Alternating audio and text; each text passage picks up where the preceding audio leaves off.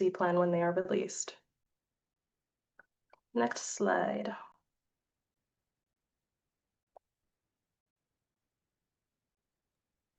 Sorry, Anna, Go for one it. more thing. I want to make sure that folks are aware, if you have questions that maybe you aren't comfortable sharing out loud, we have turned on the question and answer feature on this Zoom call, so you can drop in a question and we can answer it. You can drop in a question anonymously if you need to as well, but we want to make sure that we're responsive to any questions you might have.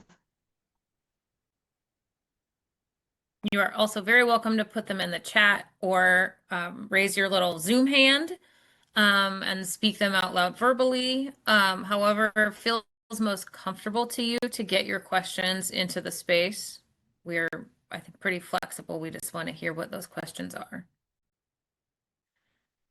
So this is a little bit of information about how the strategic plan is structured. So the strategic plan has a framework, that's the structure of it, and it includes a vision, a mission, and some core values, which I will describe to you, and Joylene will give more context to you in the next few slides. It's made up of a few different components. So when we talk about the strategic plan, there is a document that is written out in sort of prose, right? It's paragraphs. It's like a report you might write for school. And it talks about the goals and strategies. It tells a little bit of what Joylene and I just covered around the history of how did we get here? What did we consider? Why are we doing this? And then what do we hope to accomplish with that strategic plan? And then we have another document that's kind of like an Excel sheet that is like, okay, so here's a strategic plan. Here are these beautiful goals and strategies. Great. How are you going to actually do it? Who's going to be responsible for doing it?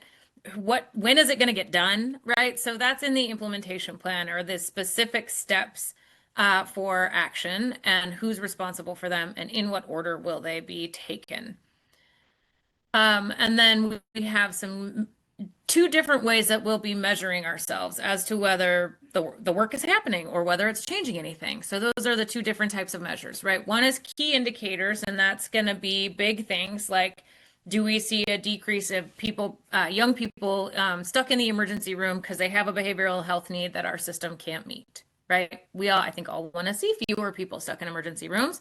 That's one of our key indicators. Are we doing better by young people because we're seeing fewer kids getting stuck in places they're not supposed to be? The process measures are things around how we want to change the way the work is done. So that's looking at things like, are we communicating and partnering better with our regional partners and our local partners to actually get the work done? Do we have a shared understanding of what our goals are? So those are two different ways that we'll be measuring success, and we'll talk a little bit more about that in the next few slides. So back to this sort of framework, what is the structure of the strategic plan that we created? So we have a vision that the System of Care Advisory Council and the other folks who attended our in-person strategic planning session worked really hard to achieve. And it is an Oregon where all children, youth, and families across all backgrounds are safe, well, and thriving in their homes and communities, and supported by responsive and affirming systems designed with and for them. So if we do this work well, in 10 years, in 15 years, we'll be living in an Oregon where this is true. This is the vision that the System of Care Advisory Council is working to achieve for everybody. The mission of the council then, so what is our work within that big broad vision? Our mission as a council is to drive and organize systems change that centers youth and family lived experience, advances community care, and eliminates barriers across systems through collaboration, accountability, equity, and advocacy. So those are the things that we're going to focus on doing so that the whole state can be a state where children thrive. We've really focused ourselves on sort of the families and youth who have the most barriers to achieving what counts as thriving, in sort of a margin to center model where we're focusing on folks who have the most barriers. If we're removing barriers for them, we've removed barriers for folks who have fewer barriers. So there's a sort of a model called the curb cut strategy where you think about people with disabilities, people in wheelchairs being the primary users of those little cutouts in the sidewalks.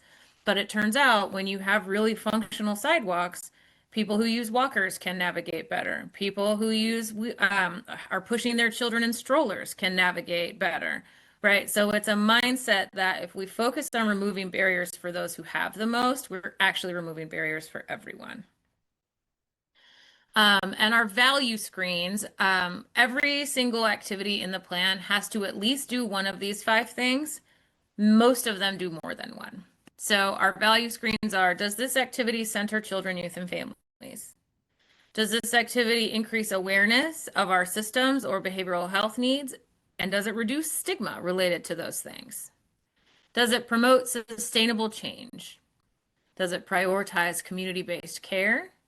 And does it advance equity by improving access, affordability, or quality? So those were the ways that we said there's a million different things we could do together. If it doesn't fit through these screens on top of our bucket, it doesn't fall into our bucket of work.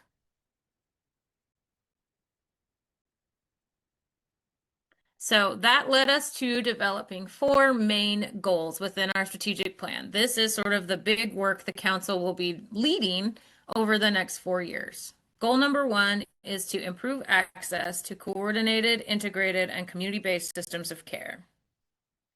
Goal 2 is to promote the co-creation of equitable policies and systems by providers and the youth and families they serve. So that looks like that's at a bunch of different levels, right? That's agencies partnering with people with lived experience. That is treatment facilities partnering with people with lived experience. That is school boards partnering with people with lived experience, right? There's a lot of co-creation that's going to happen that's going to be outside of the System of Care Advisory Council's scope, but we're going to encourage and support and promote and help other systems improve the way that they partner with youth and families across the state. Goal number 3 is to create sustainable infrastructure that increases the System of Care's capacity and credibility. So that looks like the System of Care Advisory Council and our regional System of Care partners, improving the way that we do our work so that folks look to us for solutions when we've learned how to really effectively create them. And goal number 4 is the big goal. I think the goal that many of us come to the table for, which is to transform systems that serve children, youth, and families to make them what we know they can be. And there's a lot we can talk about there.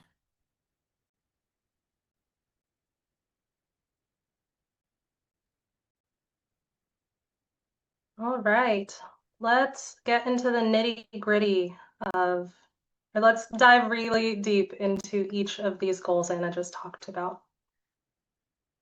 So for goal 1, improving access, there are 3 strategies. The first one is to increase services that are respectful and responsive to all cultural beliefs, practices, disabilities, and preferred and necessary languages tailored to lived experience.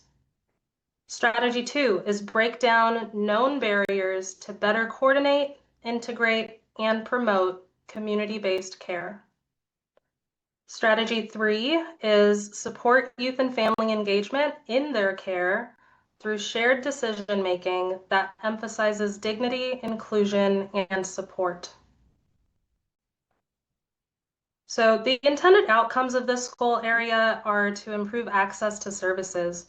Known barriers to care and the financing of care will be broken down. If we manage to achieve all of this in the next 4 years, those barriers will be broken down so that youth and families can better access services, especially community-based services, peer support services, and services for youth with acute needs. Youth and families will feel empowered and be treated like equal partners when they're accessing services. State agencies and providers will take shared ownership and responsibility for improving Oregon's system of care. Next slide, please. So for goal 2, which is promoting the co-creation of equitable policy and systems, the first strategy is to engage with youth and families in an affirming, honoring, and restorative manner. Strategy 2 is to write and implement policies, procedures, and accountability practices that are respectful and responsive to all cultural beliefs, practices, disabilities, and preferred and necessary languages with youth and families. Our third strategy is to improve the integration, coordination, and efficiency of data sharing that informs policy and practice across the system with regular reports to and feedback from youth and families. With this goal, our intended outcomes, if we manage to pull this off, is that the work of the SOCAC system partners and providers across the system of care start to engage differently and more meaningfully with youth and families that they serve. The system of care will take restorative approaches when it's policy and system work, in its policy and system work, and youth and families will report that power imbalance has decreased. Writing of relevant policies and procedures will be coordinated across these many agencies, and youth and families will be given appropriate notice and adequately supported in the process. Youth and families will feel more confident and more comfortable working with system partners. That's what we hope to achieve if we get through this goal. Anna, could you go to the next slide, please?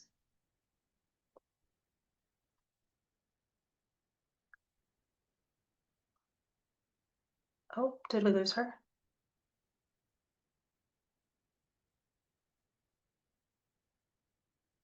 Quick technical difficulties. Sorry, I just glitched out. Are you seeing the meeting share anymore? No, the screen share has ended. Okay, I apologize. I don't know what happened there. We have been sharing a lot of information with you all so far. I know you have questions. Please make sure to write them down in the chat or in whatever format is most comfortable to you. We want to make sure that we hear from you either this way or through the survey at the end. But if something comes up in your head that you want to get your question answered, make sure you write that down somewhere.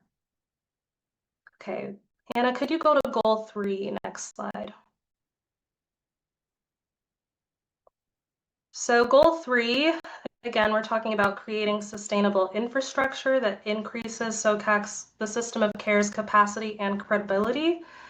It comes with 5 strategies. The first one is to build system of care capacity and sustainability through policies, procedures, and memorandum of understanding.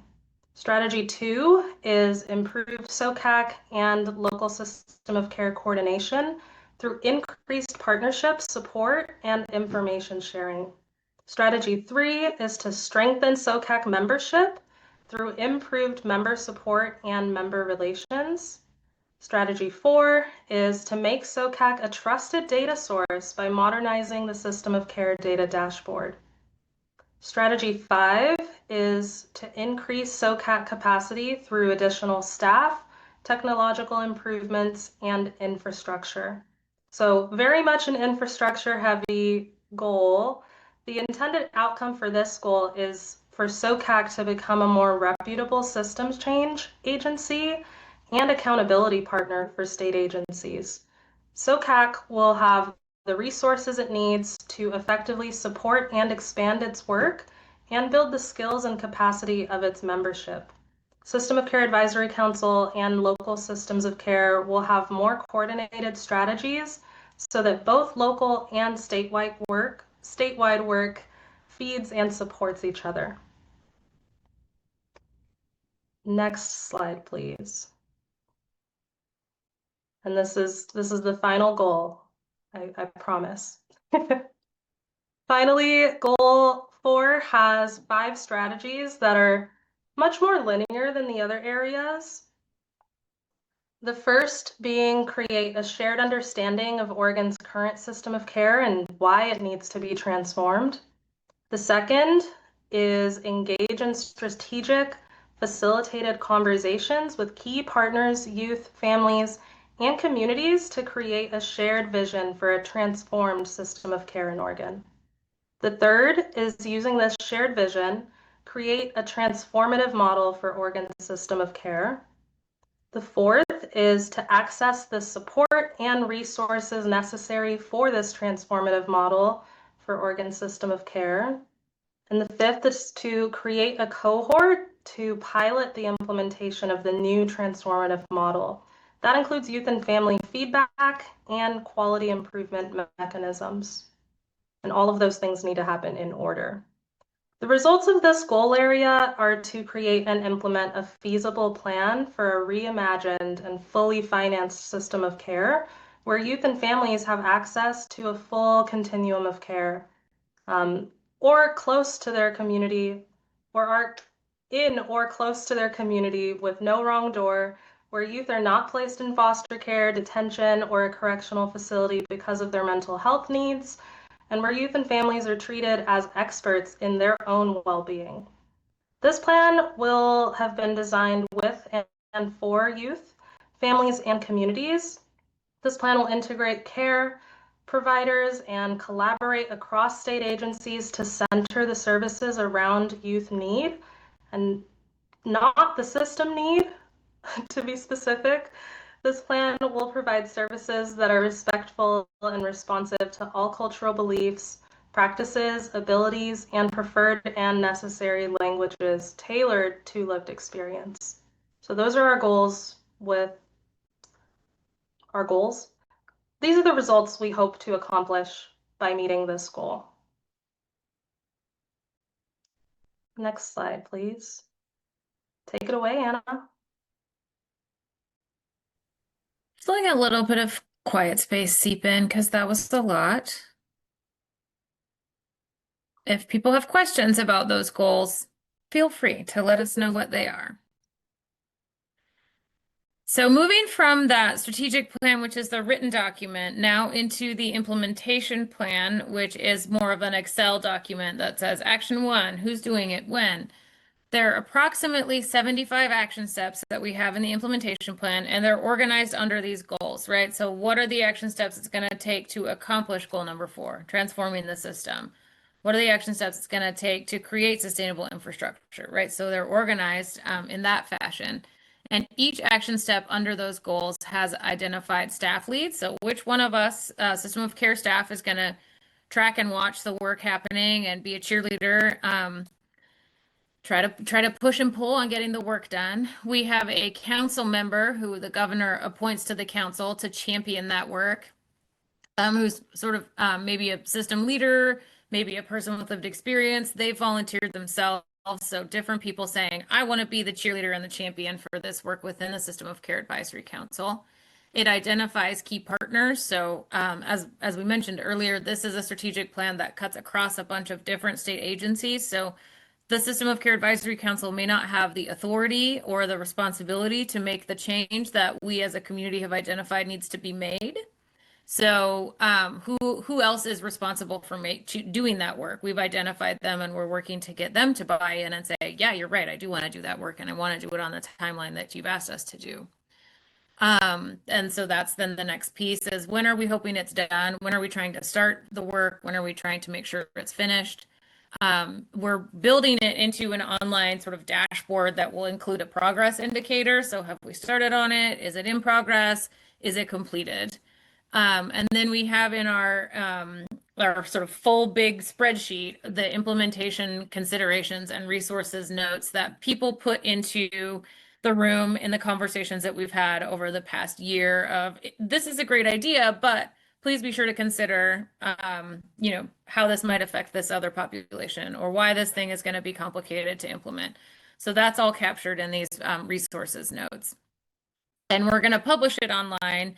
Then there'll be some dashboards that people can look at to figure out where are we with our progress and is it helpful. We'll also be centering the vast majority of our public meetings around this work moving forward. So there'll be a lot of discussion in the System of Care Advisory Council space. Sorry, I just got distracted by the chat. I should not look at the chat right now. For people to watch us as we're doing the work and continue to participate in the conversation. So as Jolene mentioned, back at the beginning of the presentation, we partnered with the Oregon Youth Addiction Alliance, and we have a youth council. She may not have mentioned that at the SOCAC itself. And so the youth council and members of the Oregon Youth Addiction Alliance got together to prioritize what do they see within the strategic plan that they think is the most important work. And so these are the action steps that were identified by youth as their top priorities.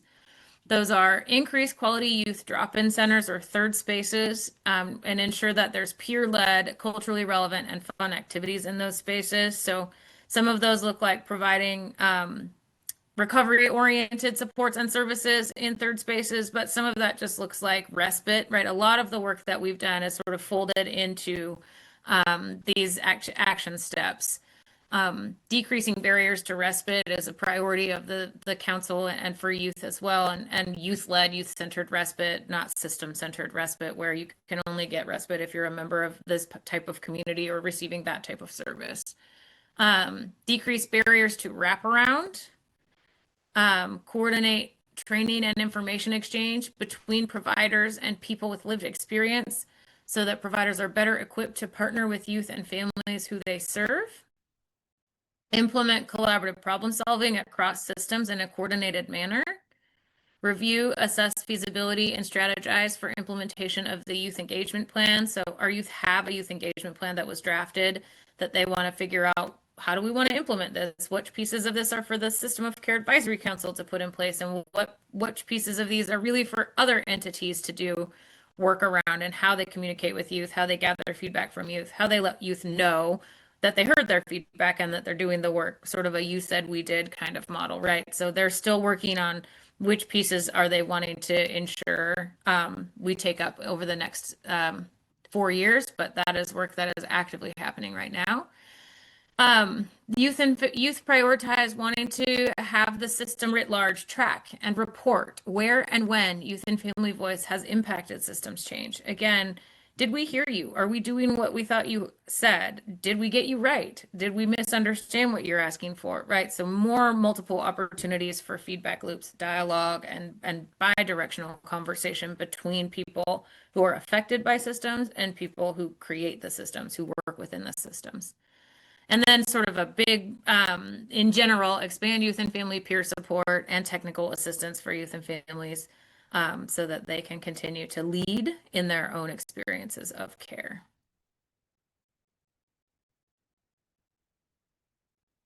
And same on our family committee. We have a family advisory committee that looked at all of the activities in the 75 activities in the implementation plan and prioritized these ones, which I'll name for you now. Families say that the work that they want the council to do, and again, this is our family advisory committee, they want us to tackle barriers related to entry-level services. Why is it so hard just to get my child through the door when I know there's a need, right? How can we make that an easier, a bigger door, broader door, a no wrong door? Implement more school-based supports and services. Explore opportunities for youth and family to participate in the trainings that providers receive and to be trained in the services their children are receiving. So that's to build understanding and connection. Find and offer best practices to empower youth and family members to be their own advocates. So more technical assistance directly to families. Oh, sorry, I'll slow down a little bit. I think I'm talking too fast. And similar to what I said about the youth engagement plan, families also have a family engagement plan that they drafted in partnership with a contractor, but are still figuring out what pieces do they want to prioritize, what do they want to aim at the council versus at our partner agencies. So figuring out how they want to direct that to the different partners. To monitor and report on family and youth experiences at policymaking tables in partner systems across the states. So when we do maybe a rulemaking committee, do people with lived experience feel heard? Do they feel respected? Do they feel partnered with? Or is it kind of a crummy experience? And if it's kind of a crummy experience, what can we do about making it better next time? To create System of Care Advisory Council, a legislation review and feedback process that is youth and family led. So youth and families would determine what legislation the council reviews, figuring out how do we determine what we prioritize and how do we rate our support or lack thereof for different policy priorities at the legislative level. And families also want the SOCAC to invest in relationship-based interactions with people with lived experience to identify key groups, partners, and communities to work with. So that is work that continues to happen in the Family Advisory Committee.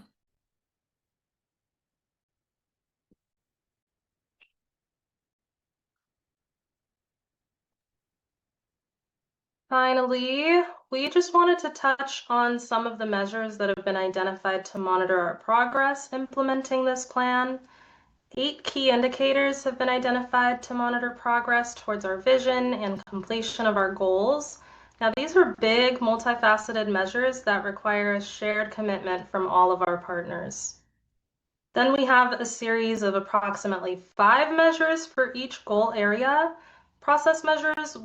These process measures will help monitor progress implementing the strategies and activities or action steps.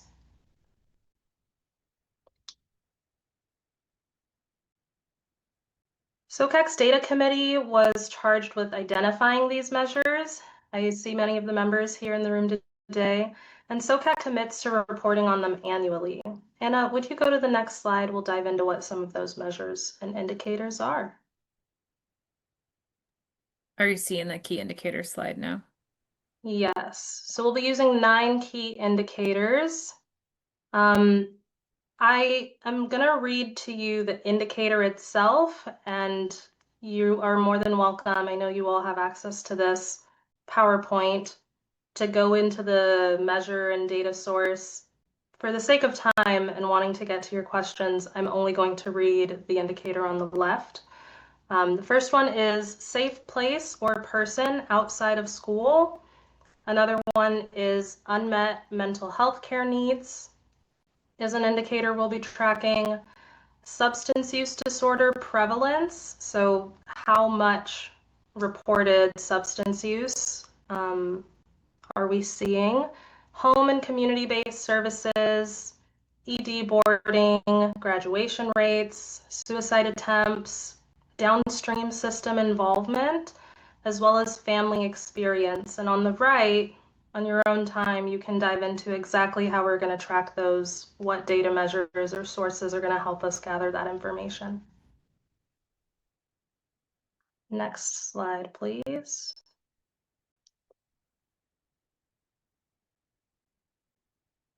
So next, we are going to show you some process measures. For process measures, these are the how we're going to do the work within the strategic plan. So these are more subject to change over the course of the next 4 years as we move through this plan and measure different priorities. These measures are based on assumptions that if we do the work differently, we will see changes in the way that the work impacts people. More collaboration from goal 3 between system partners should lead to more sturdy and sustainable system infrastructure, for example. And so again, only reading on the left. Oh, great. These are our goals on the left, and on the right, you'll see the measures and data sources that we are going to track.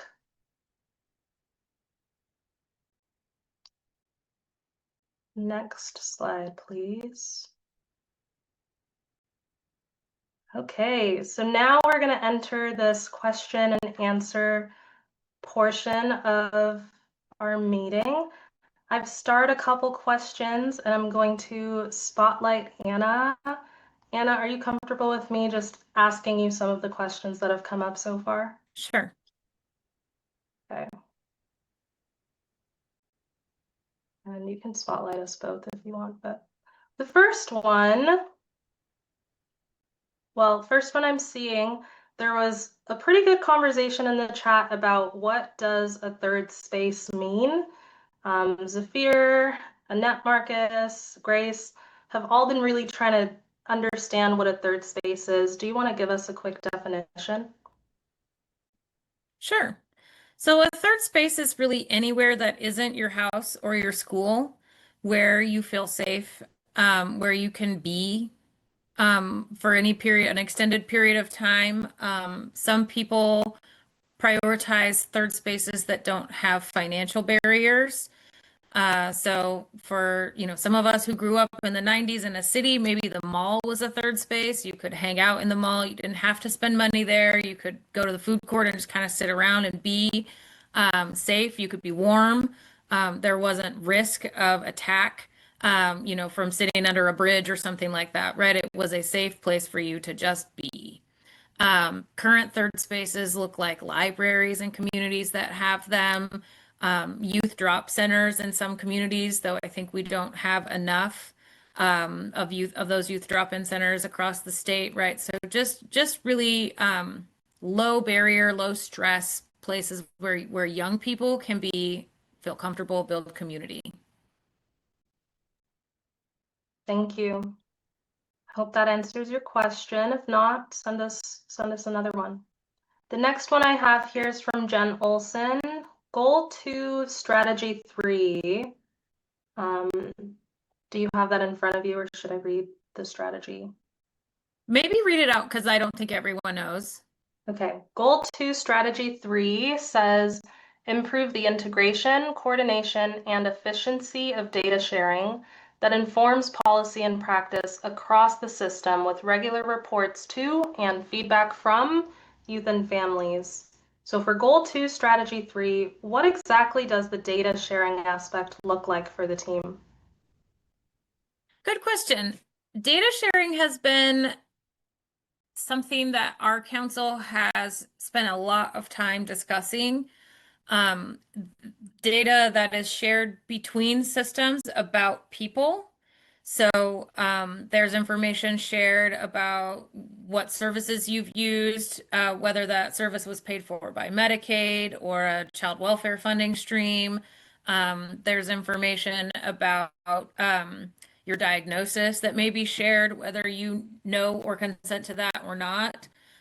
There's information about whether you've been involved in the juvenile legal system, for instance, or not, right? So that kind of data sharing between systems, but then also data sharing from systems, right? Sometimes a system will not allow a person to have access to their own information or to information about the person that they care give for.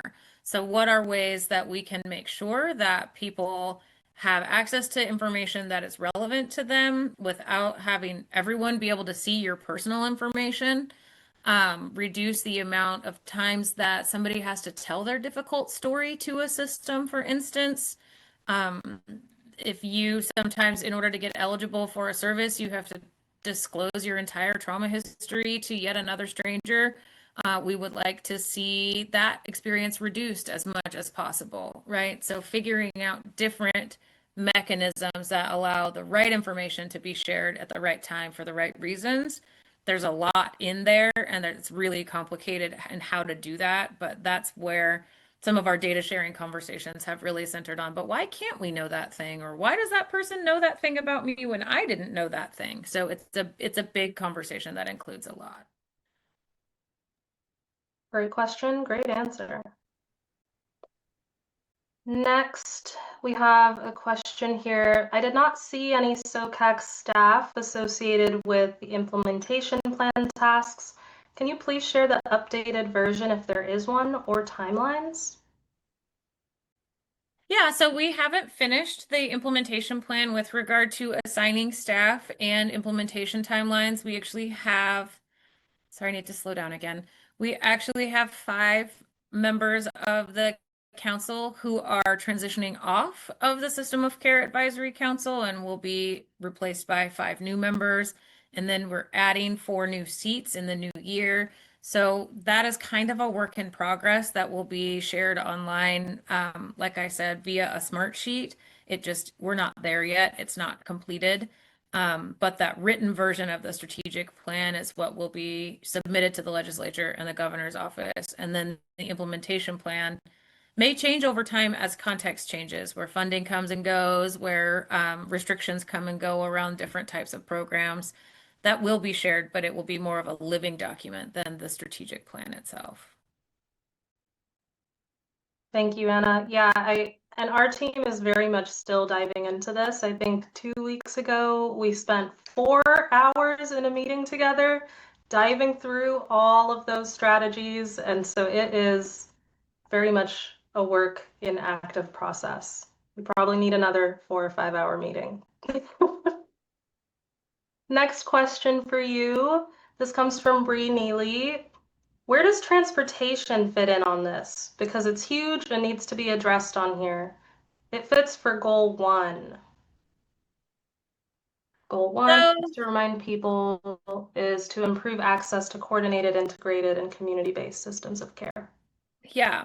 So transportation was on the list of priorities that we sent out to a group of people, lived experience, people who do provider work, and people in the system. And it was not prioritized as one of the top 8 strategies that we would work on.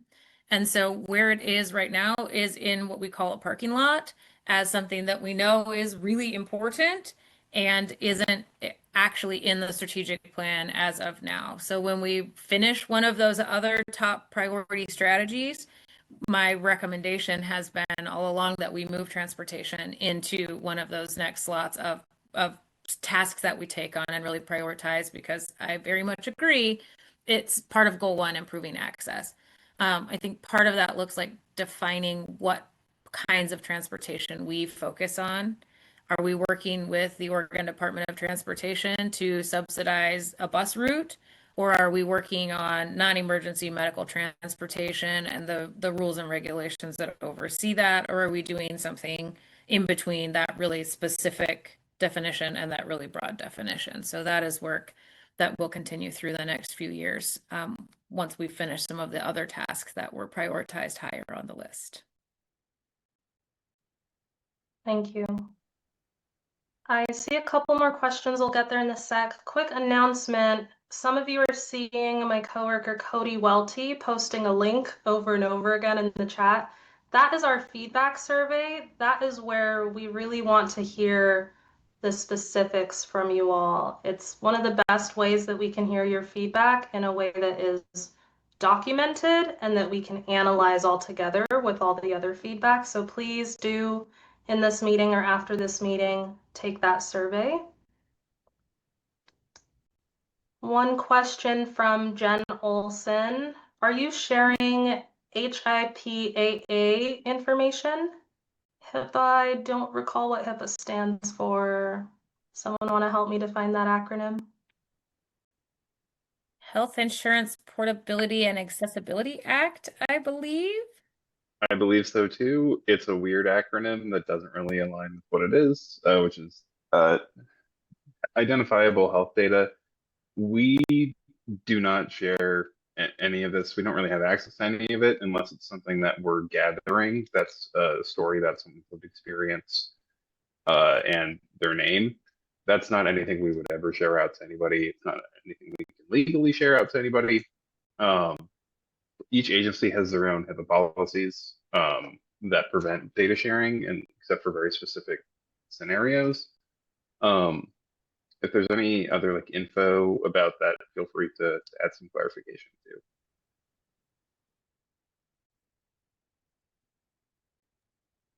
Thank you, Cody.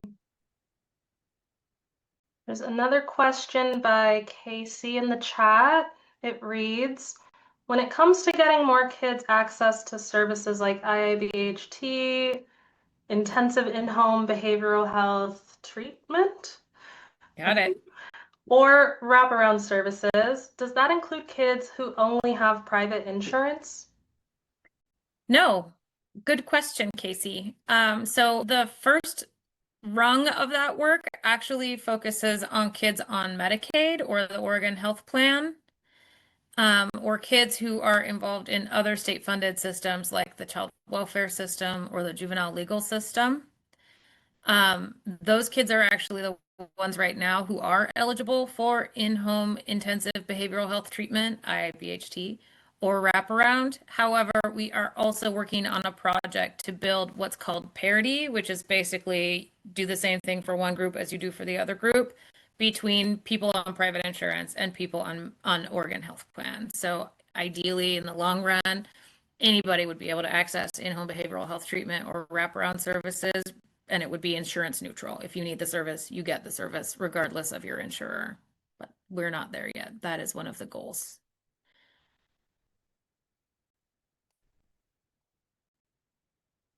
Thank you all for your questions. Okay, let me see. One from Crystal. It reads, I see a lot about funding and expanding things that purport to address risk factors, but what efforts or resources do we have for increasing protective factors? This is partly like a third space, but includes standard childcare and after school and summer programs and activities that children often enjoy to build relationships through things like sports activities, etc. Yeah, so the piece of the strategic plan that connects to that is the increasing access for respite. So our definition of respite includes after-school programs, standard childcare, summer programs and activities that children enjoy and use to build relationships, as well as specialized respite for kids with special needs, whether those needs are behavioral health, or disability related. Beyond that, there's a lot of work that happens outside of the System of Care Advisory Council, and the vast majority of public health work, including public transportation, including access to things that the general population needs to thrive, is not within the scope of the System of Care Advisory Council. Like I said at the beginning, we focus on the complex challenges because there are lots of other folks in the world who are focusing on primary prevention, for instance. And so where the work moves into, are we just creating community spaces for children without diagnoses or system involvement to enjoy themselves? That's actually not work that the council owns.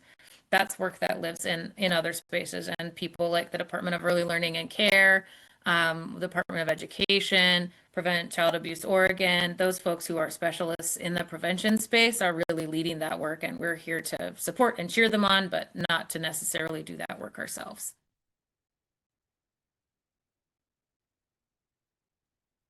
Thanks for that clarification, Anna. I have one more question from you. This one's from Stardust. Are there ways to track progress by involvement in services or more numbers in community care, or certain organizations or groups to track involvement in those systems? How/where do we track, where to track both more engagement and less engagement in, I think it was ER mentioned, ER boarding? Yeah, great question, Stardust, and I'm really glad you're here. I didn't notice you in this room, but it's nice to share space with you. The couple of different places where we track that, one is on the System of Care dashboard. So that's a place on the internet that's on our website where you can look at, as with all data, it is incomplete. It doesn't include every kid in Oregon. But it talks about kids who are on the Oregon Health Plan or otherwise system involved. Are they getting services in their homes, or are they being removed from their home to get services somewhere else? Within home-based services, what types of services are they getting? Is it in-home intensive behavioral health treatment? Is it substance use disorder treatment in your house? And then for those out-of-home placements, what are they? Are they in juvenile correction facilities? Is it a foster care placement? Is it moving into a disability foster care, foster home, right? So different types of movement. In terms of that specific mention of people who are being boarded in emergency rooms, that is not data that you'll see on the System of Care dashboard, but you will see it periodically reported by the Oregon Health Authority. It's one of the measures that they are required to track.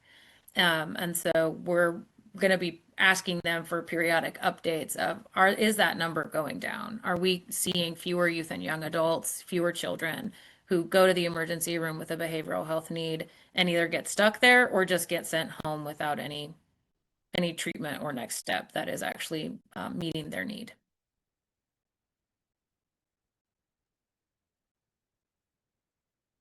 Next question.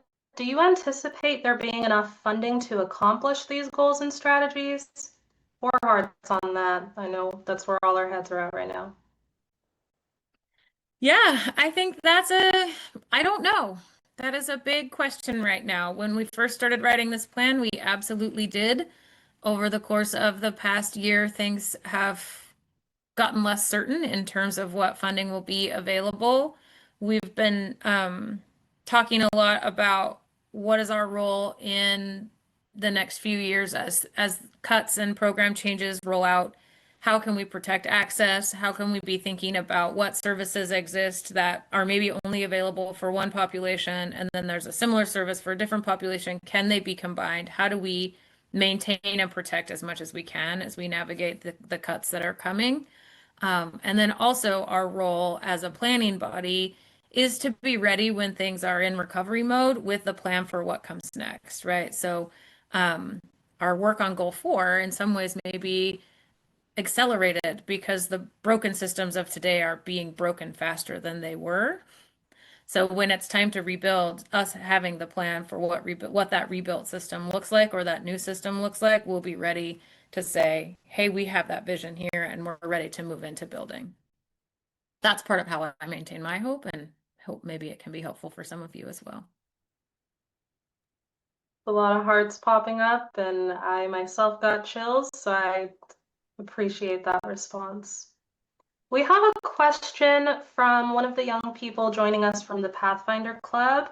Quick explanatory comment. The Pathfinder Club is an arts-based support club for youth impacted by incarceration, detention, and deportation. The question reads, the youth here wanted to emphasize the commitment in the plan to respectful and inclusive engagement for youth and families across the system of care. From an implementation perspective, what does that look like and how can that be resourced? Great. I love that question so much. And Joylene is one of our leaders in this space. So Joylene, I'm going to answer. And then if you have anything you want to add, I'll invite you to. You don't have to. But I want to acknowledge that Joylene is the expert and I'm the one doing the talking. So,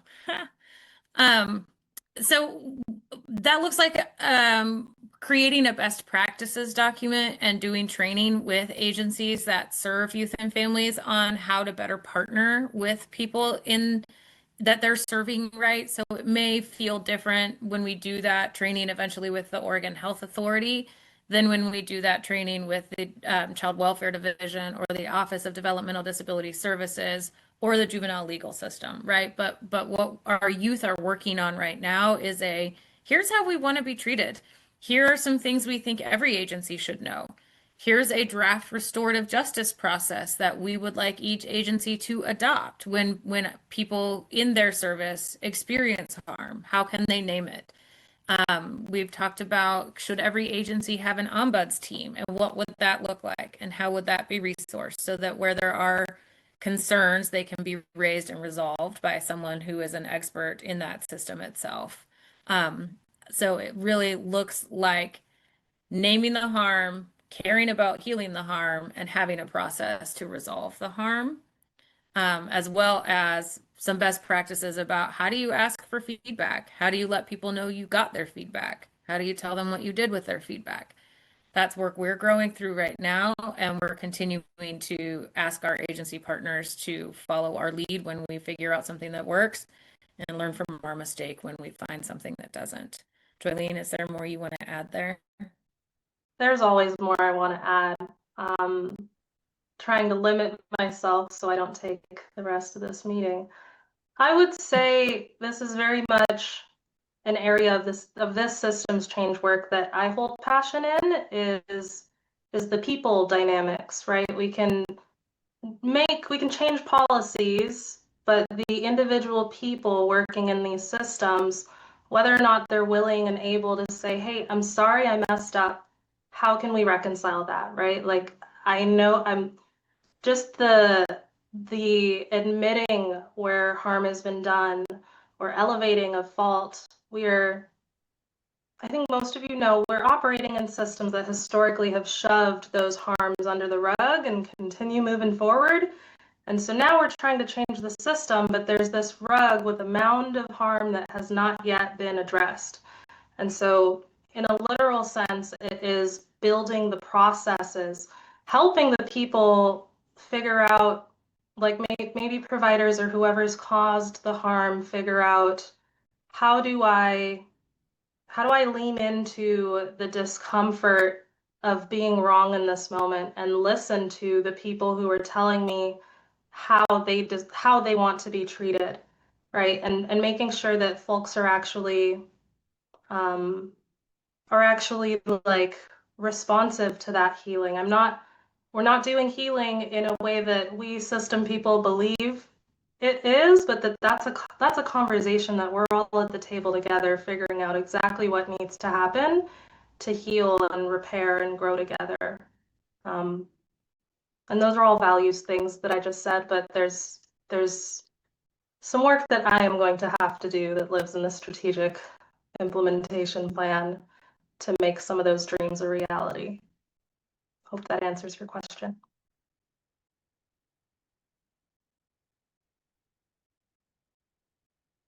A question for you, Anna, from Grace. Will those hard choices of prioritization due to limited funding be made with community? It'll be made within the, to the extent that we have authority over those choices, what lives in our strategic plan, it will be made within the SOCAC. So the appointed members of the council will be the people who vote on those changes or recommendations. In terms of hard choices that agencies make, those will be made however agencies make those choices. Those are things that we don't have authority or responsibility. I mean, formal responsibility, like we try, but we don't always have the power to ensure that those conversations are held in advance.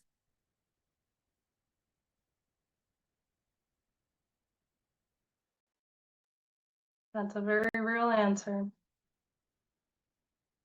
Now I see a lot of feedback in the chat. And again, I really, really encourage you to make sure that if you have specific feedback, that you put that into the survey that my coworker Cody is posting over and over again. That's the one best way to make sure that it is properly addressed. Are there any questions that I have not uplifted yet? Is there anybody I might have missed?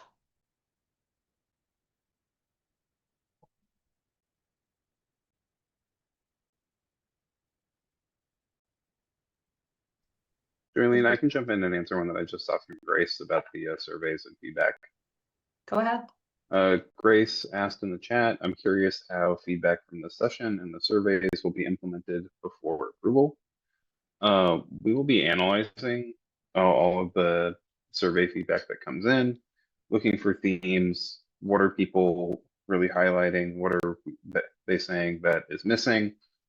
And we'll take those themes and develop out a document on how we are addressing them within the plan and how that feedback is actually being incorporated. I don't know the specifics on how that's going to be shared, but that's our plan for the actual analysis and changes. Thanks, Cody. I also noticed a comment from the Pathfinders class that the plan itself was hard in some places to understand. Thank you for providing that feedback. I saw Joylene responded to you. We are in the process of having it translated using the plain language edit. We ran into a bit of a timing issue on do we do a plain language edit before we go out for public comment or after we go out for public comment? And so we actually ended up having to do those at the same time. So it is currently getting plain languaged. And the final published version, we hope to be much easier. We also will have that plain language version translated into Spanish. But as a small team of 5 staff, we can only do as many things as we can do in our time. So we apologize and really appreciate the feedback.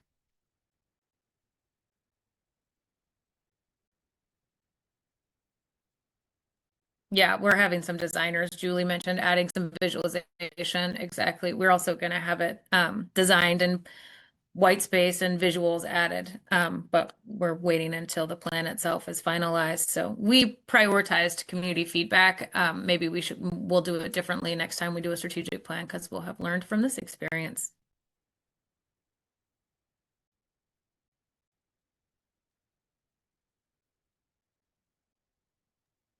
Amy, I see your hand up. Go ahead.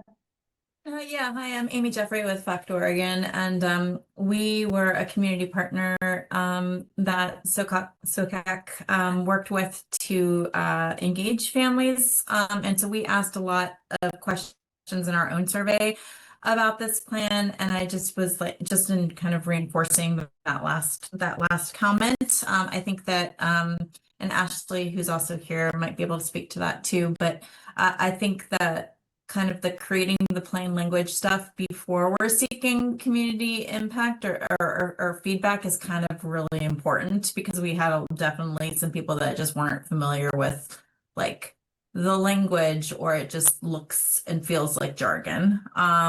So kind of putting that into how they're anticipating thinking about their own family's needs and their own community's needs.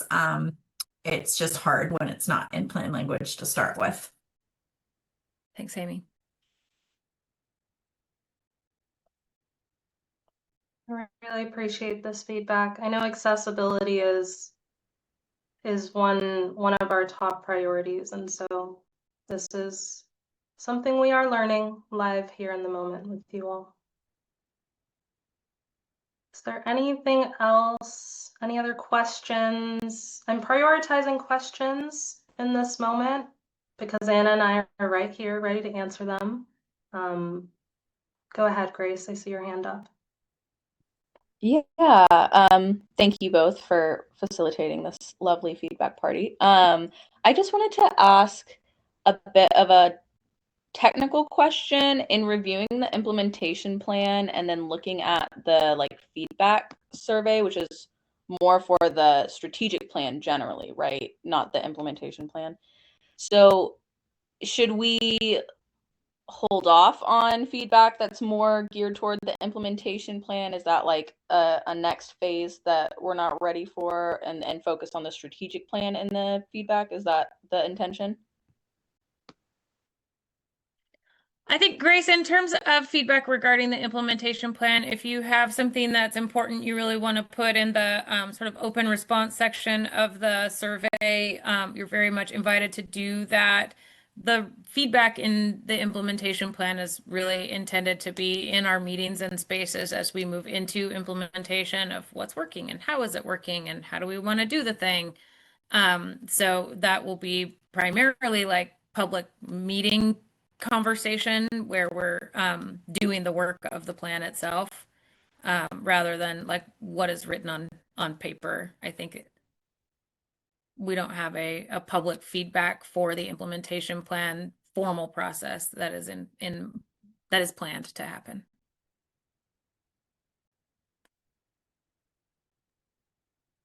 Julie Majors, I see your hand up. Go ahead. Hey there, thank you. This is great to see such a big body of work narrowed somewhat. It's still a big body of work to implement, but you guys have done an amazing job. I'm trying to like sort through this sense that's coming up for me, since this is a 4-year plan, right? And as you talked about, we're going to have so many things that we have to rebuild over time that are being really annihilated right now in our, in all of our community supports and all of that. And I'm trying to get a sense of the overall balance. I put this in the chat, but I just am trying to articulate a thought that is hard. This balance of it being important that we are both addressing the higher acuity and crisis needs while building those supports that in much of a circular manner might help prevent crises, but also give a landing place for people coming out of crisis to be supported and embraced by, right? So around that area of like the both and, again, this is like insurance neutral, all of those kinds of themes, I usually bring up.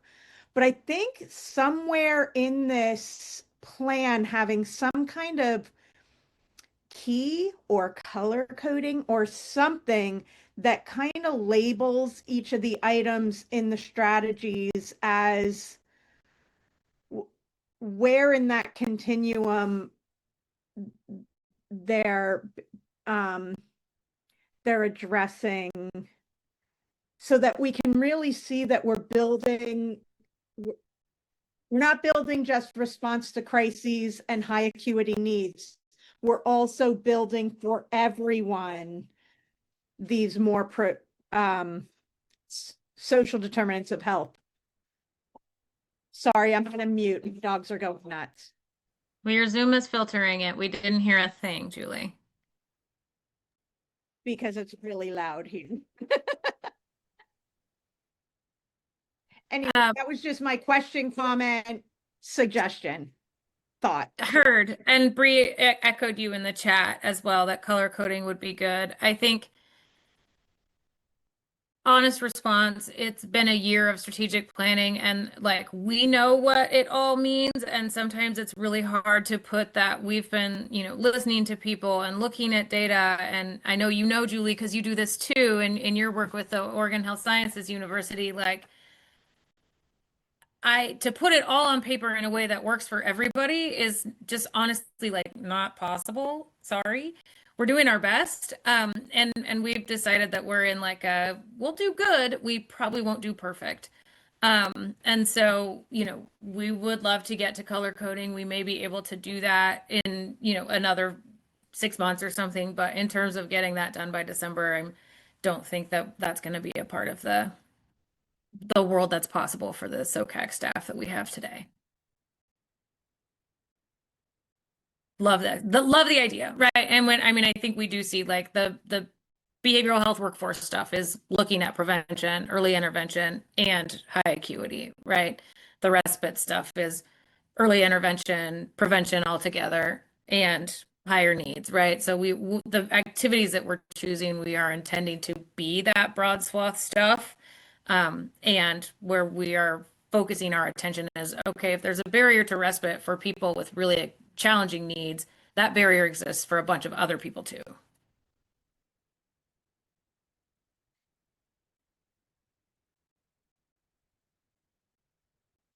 All right, so Cody put the survey link in the chat. This is the best way for us to understand what your feedback is and what your recommendations are. So please use that link.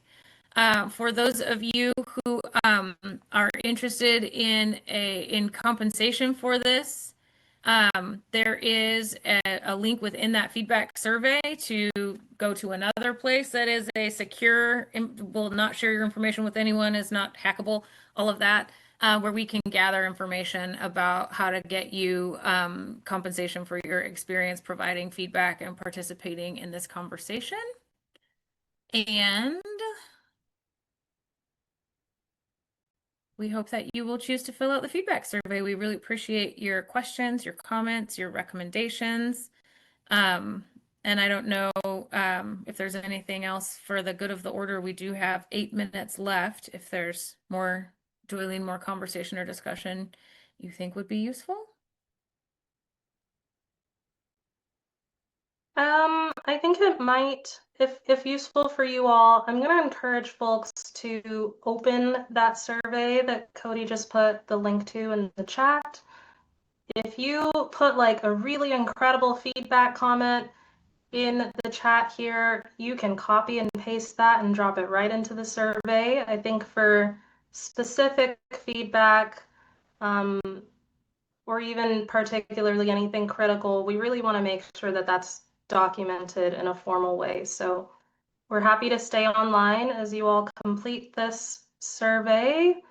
And if other folks have questions or anything you want to uplift about our plan or how this session went today, go ahead, Saphir. Quick question. Do you guys want this done like today, or do you have a due date for which you would like to have them in? Great question, Zafir. The feedback period closes on November 14th at 5 p.m. So we wanted to have this session close enough that folks could get their survey into us. If you want to do it tonight, great. If you are a crockpot thinker and you want to simmer on this for a few days, you have until 5 p.m. on Friday to get your feedback to us via that link. The survey itself will close at 5 p.m. on Friday, and we will no longer be able to accept feedback. So thanks for reminding us to highlight that window, Zafir, whether you did it on purpose or not. Perfect question. Yeah. What I'm And good for. I put this in the chat as well. But if my survey link spam ever got lost and you do not have it anymore, my email is also in the chat. Please feel free to reach out to me for any technical assistance on the survey. And this is Cody.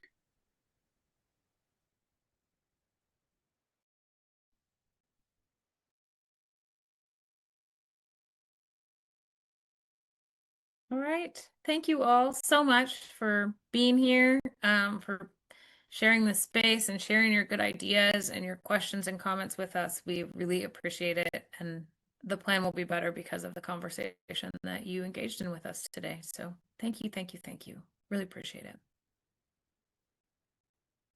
And with that, I think we will close the room. Have a lovely rest of your day, folks.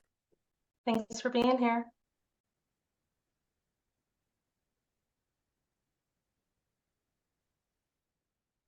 Thank you, thank you. Goodbye. Have a good day. Bye, Irma.